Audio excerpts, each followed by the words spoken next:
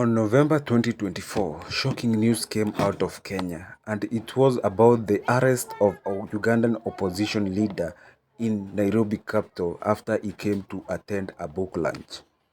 This raised many speculation on social media, many people saying that it was no longer a dream but a reality because they were already accustomed to civil abduction during the height of Gen Z demonstration.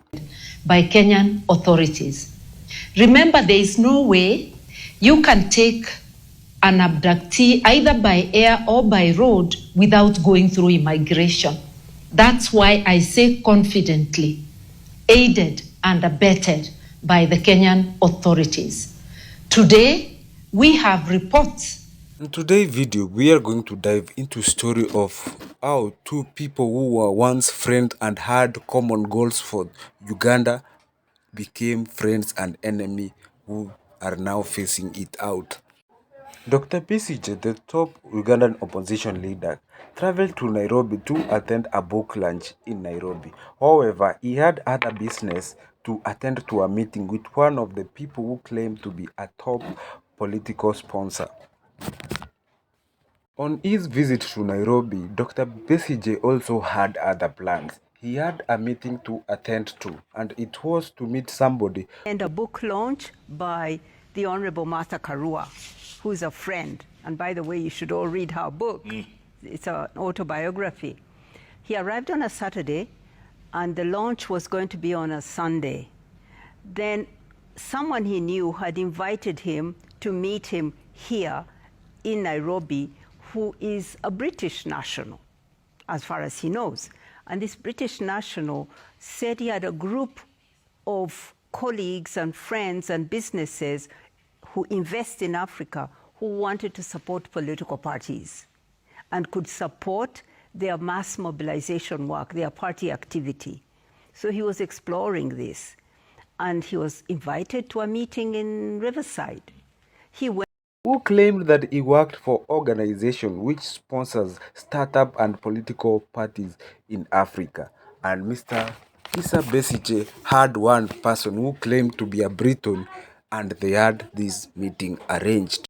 Dr. Besije was accompanied with one of his close associates from Uganda, and when they came to meet the Briton in the Riverside apartment, as soon as they entered the house, they had a knock on door, as if it was these things we see normally from movies of how detectives work and arrest people. But this time round, it was a reality for Dr. BCJ, and he was dumbfounded, as a story is being told by her wife on how the deal was in Kenya. At the room, and we're just being introduced to two people, the one he knew and another he didn't know. A knock on the door, and it is announced that it's Kenya police that has arrived. Turns out it's 8 men in plain clothes.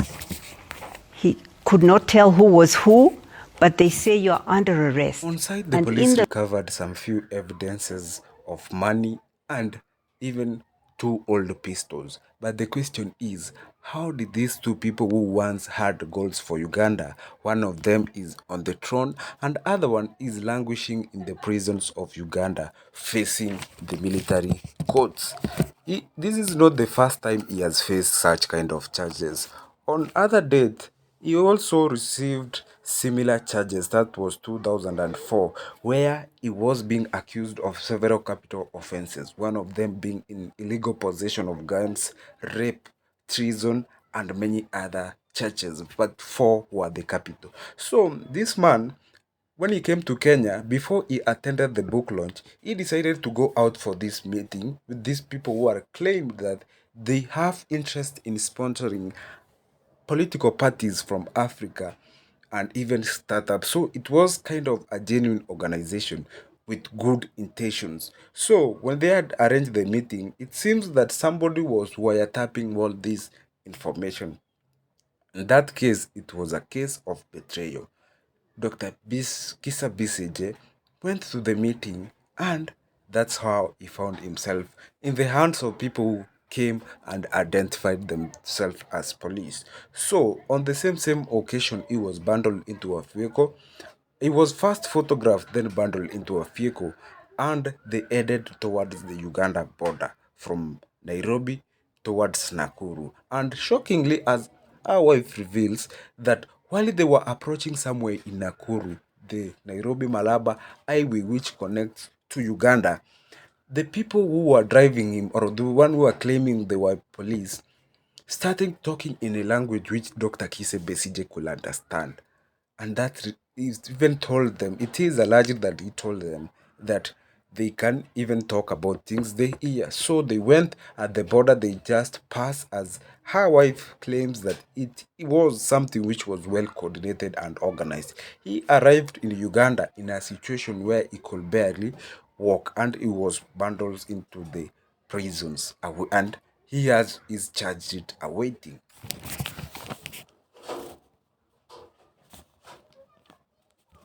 Dr.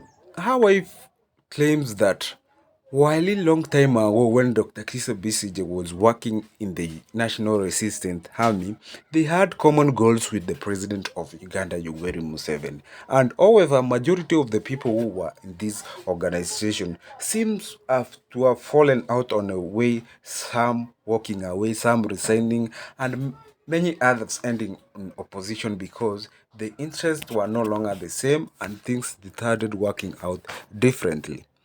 And to date, that's how Dr. Kise Bisejek became the opposition leader. However, we have seen other opposition leaders like Bobby Wine who have also faced similar incidents, but it is not as Dr. Kise Bisije, who once held a record of the most arrests in 1 year. That was 52.